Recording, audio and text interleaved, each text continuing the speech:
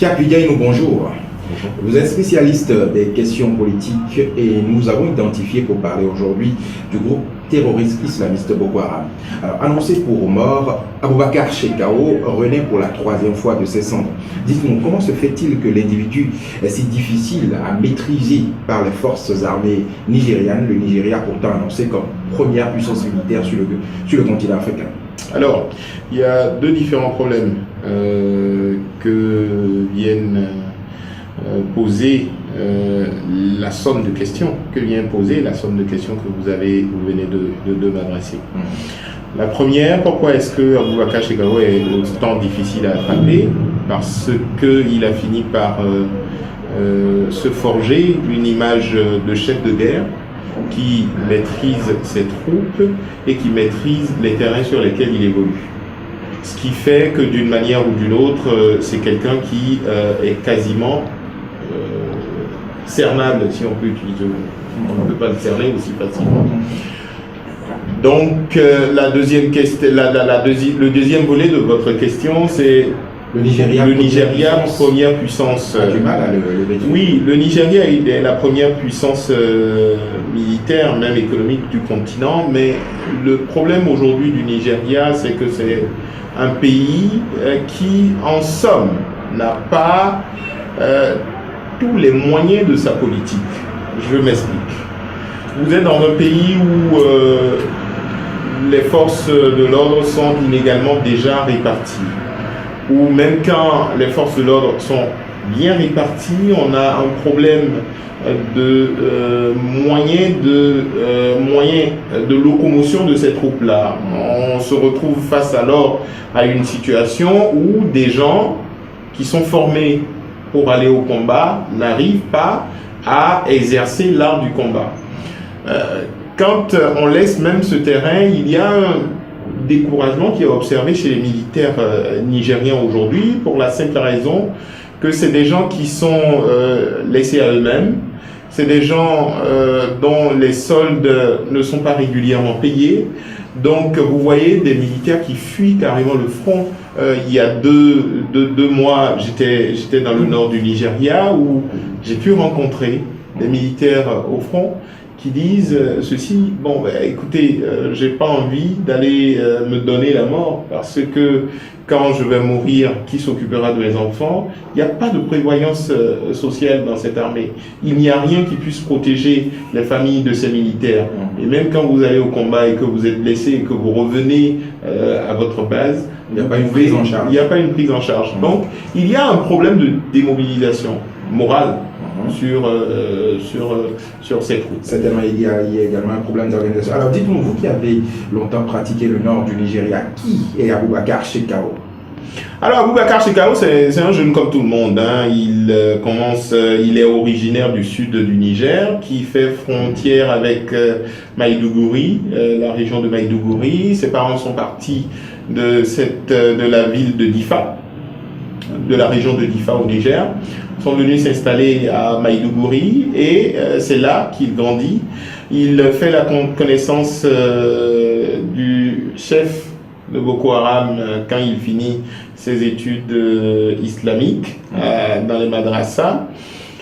Et quand est-ce qu'il commence par se radicaliser? Il commence par se radicaliser quand sa femme meurt en couche.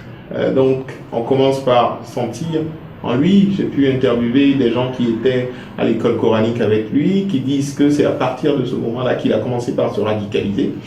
Et c'est fait d'amis avec des gens qui partageaient les mêmes idéaux que lui, c'est-à-dire l'islamisation du nord du Nigeria. Et à partir de ce moment, ils créent tous ensemble Boko Haram et il prend à la mort du chef de Boko Haram la tête de cette organisation. Et voilà, vous voulez dire donc qu'il a des sympathisants alors dans le nord, puisqu'il a une certaine facilité à faire avancer son mouvement dans le nord du Nigeria. Oui, il faut voir un peu le nord du Nigeria comme une zone quand même délaissée. Il y a pas mal de jeunes qui n'ont pas de boulot et Boko Haram recrute essentiellement dans cette population de jeunes qui sont désœuvrés, voilà, et à qui on peut facilement inculquer ces valeurs, c'est pas des valeurs. En réalité. Alors dites-nous, monsieur Vidjaninou, voilà, si le Nigeria, première puissance économique et militaire de la sous-région, a du mal à en venir à bout de Aboubacar Shekau, est-ce qu'il n'y a pas une crainte que ce mouvement étale ses tentacules dans la sous-région, déjà que le Cameroun est actuellement menacé? Écoutez, la menace Boko Haram est partout. Je vous parlerai du Bénin, par exemple, où j'ai été en mission dans le nord du pays à plusieurs reprises pour évaluer cette menace-là dans certaines régions du Bénin. Et je peux vous dire que les villes qui sont frontalières au Nigeria, dans le nord du Bénin, sont tous des zones, comment l'appelle-t-on, sont toutes des zones à risque. Et l'ambassade de France en avait parlé il y a un an ou deux, ça a levé le tollé, mais aujourd'hui, encore plus, le ministère français des Affaires étrangères vient de dire que le Bénin est un pays à risque de ce fait-là. Alors, est-ce qu'il n'y a pas de menace? Il y a bien sûr une grosse menace qui plane sur les pays de la sous-région, dans la mesure où il n'y a pas une politique intégrée sous-régionale pour la sécurisation de nos frontières. Ça, c'est un premier problème. Le second problème, c'est que ces différents pays leurs frontières sont complètement poreuses. Donc, on est face à une situation qui, un jour ou l'autre, va dégénérer, puisque Boko Haram cherche à étendre ses frontières, à sortir de ses frontières, à sortir du Nigeria, et donc ils finiront par s'attaquer à des régions plutôt faibles comme aux pays voisins.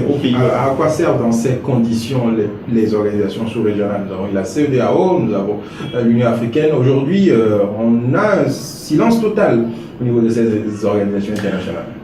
Vous savez, en Afrique, on aime toujours régler la crise. On ne prévient pas une crise en Afrique. Et ça, on aime jouer au sapeur. Oui, c'est une de nos spécialités, bien malheureusement. Aujourd'hui, la CEDEAO, qui est dans la zone, qui pourrait réagir, n'a pas mis en place un mécanisme pour pouvoir aller contre ce phénomène. L'UA n'est pas du tout intéressé par ça. Et donc, ces organisations font leur petit commerce quotidien et la sécurité des populations, bien malheureusement, n'est pas ce qui intéresse le plus. En fin de compte, on peut dire donc, que l'Afrique de l'Ouest est abandonnée à son sort. Puisqu'aujourd'hui, la communauté internationale même est préoccupée par ce qui se passe en Irak. Abandonnée à son sort, je ne pense pas, dans la mesure où j'estime que nos dirigeants doivent penser à la vie de nos populations. S'ils ne le font pas, c'est que c'est des incapables. Ok? Donc, en l'état actuel des choses, c'est plutôt les dirigeants ouest-africains, les dirigeants africains qui doivent prendre le problème à bras-le-corps et pouvoir chercher à avoir des solutions pour pouvoir régler le problème, ce qui n'est pas le cas aujourd'hui. Alors dites-moi, vous êtes de nationalité béninoise. En son temps, on avait vu le président du Bénin, le président Boniaï, prendre le devant de cette lutte contre Boko Haram. Et depuis quelque temps, c'est le silence radio également de son côté. Comment est-ce qu'on peut expliquer ce silence? Mais cette réaction du président béninois n'étonne pas. En gros, puisque souvent, ce à quoi on assiste, c'est que on pose les problèmes, mais on refuse de voir les solutions. Et c'est à ça qu'on assiste, bien malheureusement. Le président béninois ne fait rien de nouveau en ce qui le concerne. Il a pris le problème à bras-le-corps, mais a estimé à un moment donné qu'il fallait se taire peut-être pour ne pas attirer la foudre de Boko Haram. Et puis il y a d'autres raisons qu'on ne nous avance pas officiellement, mais bon, la vérité aujourd'hui est ce qu'elle est. Nous n'avons pas de politique dans notre région pour protéger les populations. Alors justement, vous, en tant que spécialiste de la question politique, la politique internationale, dites-nous, quelle est selon vous la bonne stratégie pour aujourd'hui régler le problème Boko Haram dans la sous-région? Le problème Boko Haram, vous savez, une fois j'en discutais au cours d'un colloque, le problème Boko Haram est un problème qui, d'ici quelques temps d'ailleurs, ils font déjà des incursions au Cameroun, au Tchad, au Niger. D'ici quelques temps, ça va attaquer tous les autres pays. Donc le problème Boko Haram n'est pas un problème juste nigérien. Il faut chercher la solution à ce problème dans tous les autres pays, chercher à mettre en place une coordination de sécurité au niveau des frontières pour que quand les insurgés partent de la frontière du Nigeria vers le Cameroun, que des forces en attente au Cameroun soient informées et qu'ils les poursuivent. Parce qu'en général, ce qu'ils font, c'est qu'ils traversent les frontières et comme il n'y a pas de répondant de l'autre côté de la frontière, ils s'ébattent tranquillement. Donc, déjà ça, il faut le régler. C'est-à-dire le problème de la coordination des forces au niveau des frontières. Vous avez vu que quand le Cameroun a mis en place un système pour pouvoir contrôler réellement ces frontières de ce côté-là, il y a quelques succès. Ils ne font plus des incursions aujourd'hui au niveau du Cameroun. Voilà. Voilà, M. Fiambilia, je vous remercie. Joël Apokodi, merci.